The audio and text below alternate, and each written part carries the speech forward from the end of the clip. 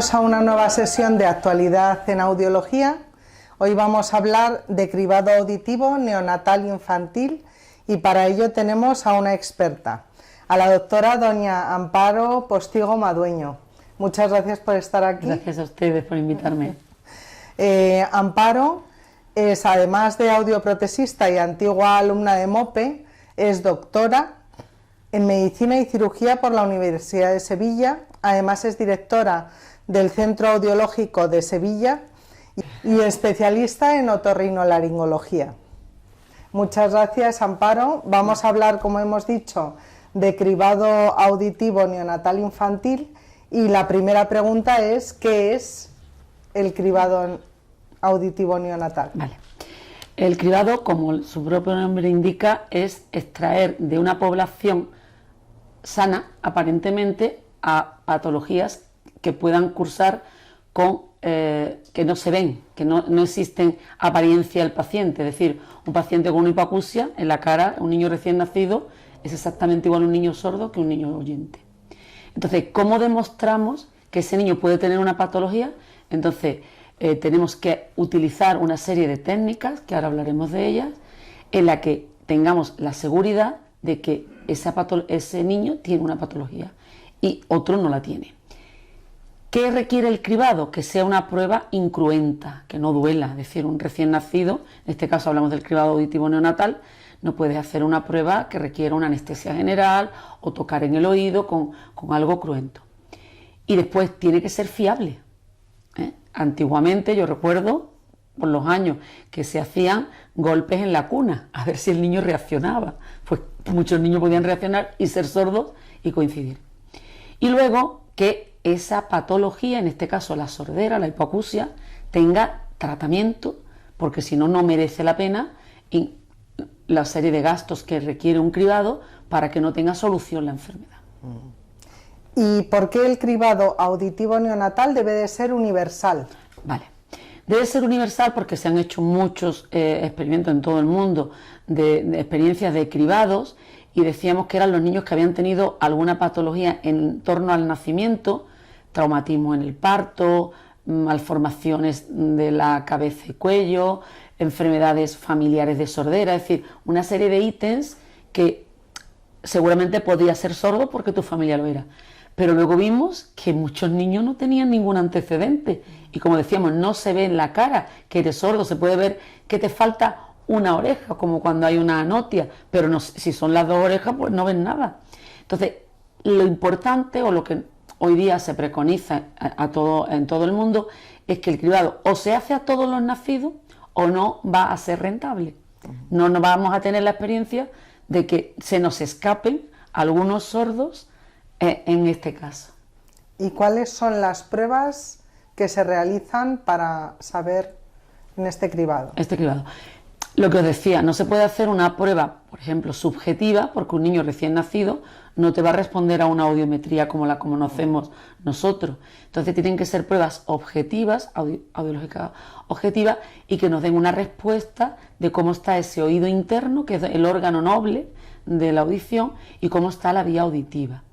En este caso se utilizan las otoemisiones acústicas, que es una prueba fácil de realizar, que no requiere mucho gasto porque no hay fungibles, es simplemente una oliva que se vuelve a utilizar, el aparataje no es excesivamente caro y además el manejo es muy fácil, es rojo, no pasa, verde, pasa, amarillo, indeciso, y eso lo puede hacer cualquier profesional, incluso en este caso sanitario pero no auditivo. En este caso lo hacen enfermería de neonatos, es decir, la enfermera que está habituada a coger un niño de un día o 2 días de vida. Entonces, las otoemisiones son, consideramos, la más utilizada, la más extendida en el mundo. Pero hay, en este caso, en España hay comunidades y en otras partes del mundo en que nos quedamos un poquito cortos. ¿Qué es lo que nos quedamos cortos? Que solo valoramos el oído interno, pero no cómo funciona la vía auditiva. Entonces, para saber cómo está la vía auditiva, habría que hacer lo que vulgarmente explicamos a los pacientes. Le vamos a hacer un electroencefalograma, pero de audición. El estímulo es auditivo y la respuesta es cerebral. ¿Es más amplia? Sí. ¿Es más válida? Sí, pero es más cara, porque genera fungibles, hay que gastar electrodos y más tiempo, pero también es igual de fácil la respuesta. Pasa verde, no pasa rojo, como en todas las pruebas automatizadas. Y una vez que un bebé ha superado el cribado auditivo neonatal, ¿debemos descartar, se descarta ya que tiene una hipoacusia? ¿O? Efectivamente, si ha superado, y ya os digo, las autoemisiones son una prueba fiabilísima, están en la CODEP, que es la Comisión para la Detección Precoz de la Hipoacusia en España, nos dice que son igual de válidas, autoemisiones o potenciales, porque cada comunidad elige un formato. Pero una vez que esa la ha superado, ese niño es auditivamente normal, de un oído y de otro, o de uno es normal y el otro no. Pero entonces ya lo tendríamos todo solucionado en la vida. Luego hay sorderas o hipoacusia que se llaman sobrevenidas, que es que no se desarrollan cuando naces, sino que se desarrollan en los primeros años de vida. Malformaciones, algún tipo de infecciones que tienes cuando naces, pero no se desarrollan los primeros días, sino a posteriori, como es el caso, por ejemplo, del citomegalovirus, que además está súper extendido y que todos los otorrinos y la CODEP nos pide que los pediatras se impliquen en hacer esta prueba generalizada, etcétera.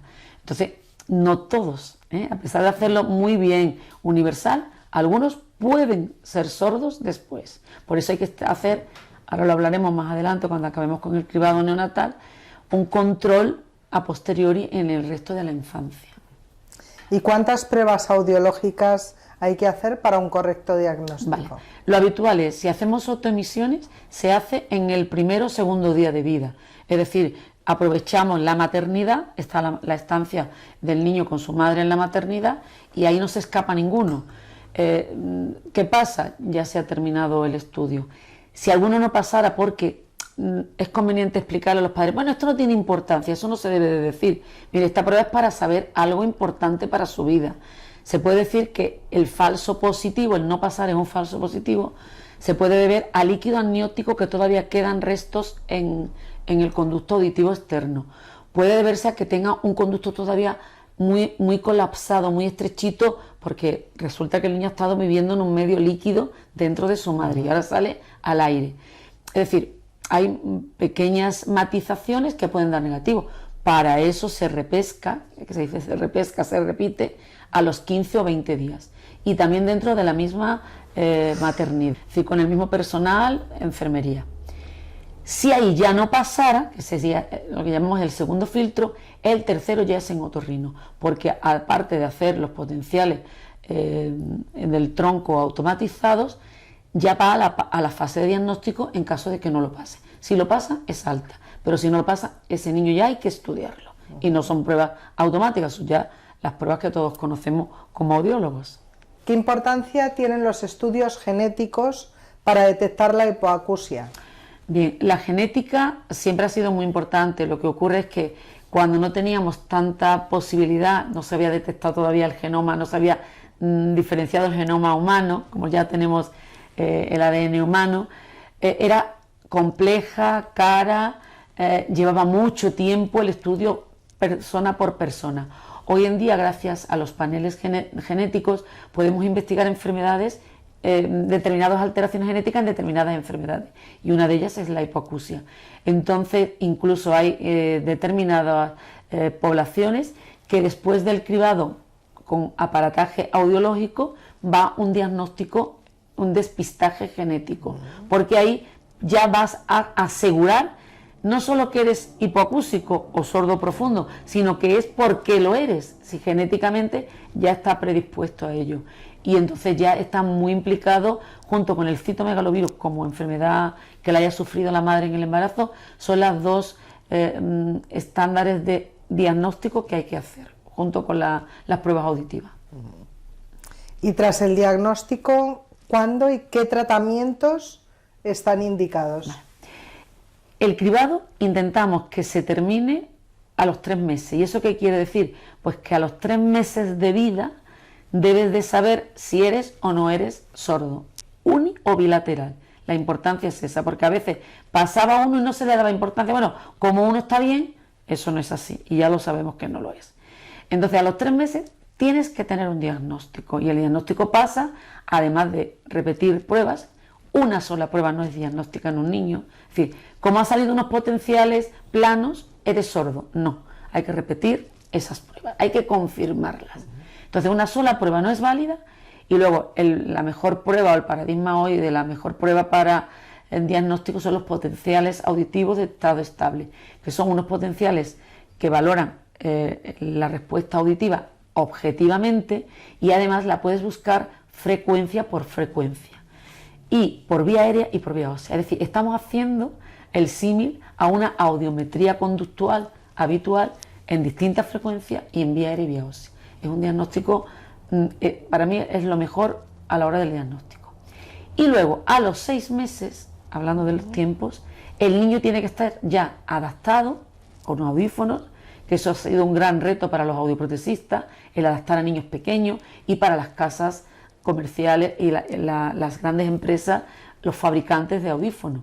No es lo mismo un audífono para un adulto que un audífono para un bebé de 6 meses. Entonces, si el niño ya está diagnosticado a los 6 meses y está adaptado audioprotésicamente, hemos conseguido el ideal. ¿Se consigue esto siempre? Pues no, desgraciadamente no siempre llegamos tan rápido, pero tenemos ahí una ventana que los niños de 0 a 1 año es como si dijéramos vamos bien de tiempo, antes de tomar decisiones que impliquen otros tratamientos, como veremos ahora, más amplios, ¿no? que el de solamente el de la audioprótesis. Y quiero hacer aquí una reseña también que la logopedia, que es la ayuda para habilitar ese lenguaje del niño que no tiene lenguaje porque es sordo, es fundamental en esas edades. Hay que integrar al logopeda en el equipo desde los primeros meses de vida. Porque efectivamente, como dicen, muchas veces te preguntan los padres, bueno, pero con 3 meses, ¿qué le va a enseñar a un niño la A, la E? No, va a enseñar a distinguir el sonido, distinguir sonidos fuertes de flojos, distinguir sonidos graves de agudos, a estimularlo. ¿Y cuál es la misión de los audioprotesistas en la audiología infantil? Bueno, la misión es fundamental, por 2 motivos. Primero, porque en el diagnóstico, en el cribado y el diagnóstico de la audiología infantil, yo como médico podría pensar, bueno, pues lo más importante somos los médicos otorrinos que diagnosticamos. No, esto tiene que ser un equipo multidisciplinar y ya veréis qué cantidad de disciplinas están dentro de esto. La primera que está implicada, como he dicho, es la enfermería, que es la que hace las pruebas en el cribado. Nosotros como otorrinos muchas veces nos ayudamos de enfermería y de técnicos para el diagnóstico, para realización de pruebas. Pero a continuación va el audioprotesista, porque hay que adaptar audífonos incluso en niños sordos profundos, que sepamos que van a ir a un programa de implante coclear, es decir, que se van a implantar. Previamente hay que utilizar audífonos. Y muchas veces hasta los mismos padres dicen, ¿y para qué vamos a ir a adaptar un audífono? Porque en mi experiencia he tenido casos de niños que de entrada parecían sordos y por una inmadurez de la vía auditiva eran unas sorderas que era una hipoacusia como transitoria, algunas patologías también la da, inmadurez que en prematuros como si dijéramos, en la maduración de la vía va a tardar algo más y entonces no nacen oyendo como con todas las características de la respuesta auditiva, aunque su vía y todos sus órganos estén bien. Entonces, si tú de entrada a los 3 meses sabes que es sordo y lo implantas, te puede llevar la sorpresa de que has implantado a un niño que no lo necesitaba. De ahí la importancia del audioprotesista, que es el que va a decir qué respuesta está teniendo en la consulta, si el niño su audífono va mejorándole y le va interactuando, y el programa audioprotesista logopédico en estas edades es fundamental. Así que es un papel fundamental. Se trata también de que antes de que con todo ese equipo de profesionales, ¿no? Sí. De otorrinos, logopedas, audioprotesistas, cuando el niño llega a la edad escolar esté ya en pleno. Totalmente. El implante, lo ideal, como hemos dicho, este niño diagnosticado a los 6 meses con su audífono, en 3-4 meses, mire, el audioprotesista te dice respuesta ninguna. Si tú a los 9 meses tienes completamente seguro que el niño es sordo, que él ha llevado audífonos 3, 4, 5, 6 meses, no pasa nada, ya estás haciendo el protocolo diagnóstico para una implantación con pruebas de imagen, sobre todo la resonancia, que es la prueba fundamental, porque no radias al niño y además se puede repetir incluso las veces que sea necesario, o con TAC a la hora de decidir una cirugía. Entonces no has perdido tiempo ninguno y has estado estimulando, y el logopeda ya está en contacto con el niño. El niño ha tenido algo puesto en el oído, algo puesto en la cabeza, algo que ya él lo vive como algo normal, para que luego no le resulte extraño un implante. Entonces, fundamental ese papel del audioprotesista antes de llegar al implante coclear. Y después, una vez implantado, lo que decías por el colegio, hay mucho más profesional implicado. Nosotros, cuando diagnosticamos una sordera ya decidida de que es sordo, que va a llevar audífonos toda su vida, o que va a llevar toda su vida, o hasta que descubramos terapias que nos curen la sordera toda su vida, o implantes toda su vida, las asociaciones de padres y familiares de los sordos son fundamentales, porque ellos, que han vivido en su piel el problema, son mucho más explícitos y mucho más receptivos, mucho más afectivos con los padres, con los familiares del niño, que del padre que se encuentra con un hijo guapísimo, rubio o moreno, o con ojos negros, con ojos azules, pero que no le oye. Entonces esos padres en las asociaciones van a tener un apoyo. Estas asociaciones también, a su vez, tienen sus logopedas, tienen sus psicólogos, tienen pedagogos que van a ayudar en la hora del aprendizaje ya preescolar, en guardería, en primera jardines de infancia, a cómo actuar. Y van a tener también relaciones con los maestros, los equipos de los maestros cada vez, y además nos alegra mucho porque nosotros hacemos cursos de audiología en nuestro hospital, y hay maestros que requieren formación en audiología, lo cual les interesa. No es que ellos no vayan a hacer a hacer las pruebas nuestras, ni a poner a adaptar audífonos, no, pero tienen que saber que un audífono de un niño se pone en verde cuando está funcionando, y un LED rojo que se ha parado el audífono. Entonces, maestros, pedagogos, logopedas, foniatras, que son los que valoran el lenguaje, cómo va la evolución del niño.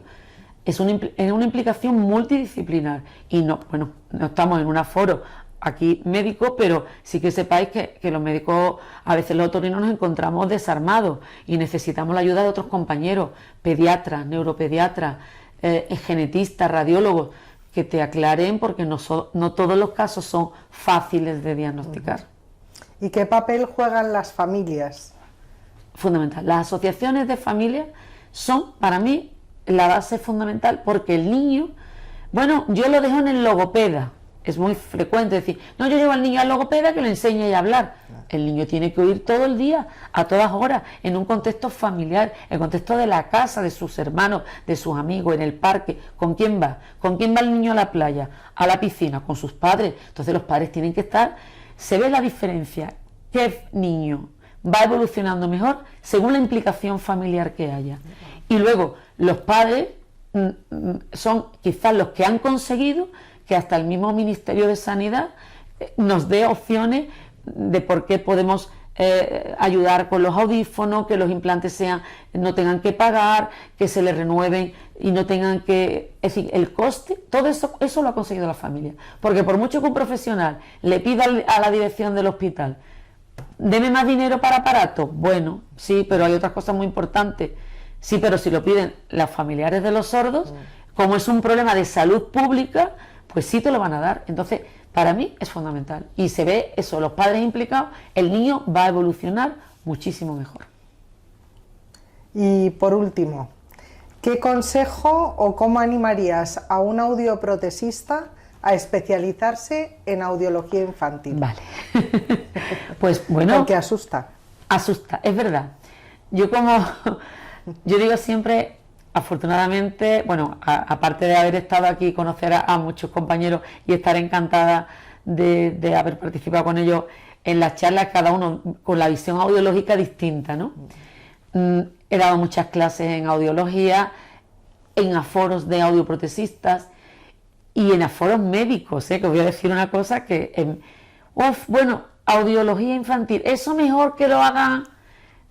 El niño asusta. Un adulto, tú le hablas y le explicas lo que le tienes que hacer y lo que le vas a hacer, y que eso es fundamental, y el enfermo decide también Si se quiere operar, si se quiere poner un audífono, si no se quiere hacer nada. Pero en un niño eso es complicado. Pero no tiene que tenerle miedo. Yo pienso que hay que animar a ir a gabinetes, a centros especializados en niños y aprenderlo. La verdad es que como todo en la vida, hay gente que no le gustan los niños, pero yo que personalmente no me atraen especialmente la faceta de niños, a todas horas niños, pues se me dan bien los niños porque veo, quizás sea el prurito de que tú haces algo que luego le ves el resultado, y el resultado es que el niño se ha integrado, que está hablando y que lo ve. O Esther, que yo vi que no reaccionaba a nada y ahora te habla, te dice, hola doctora, ¿se acuerda de mí?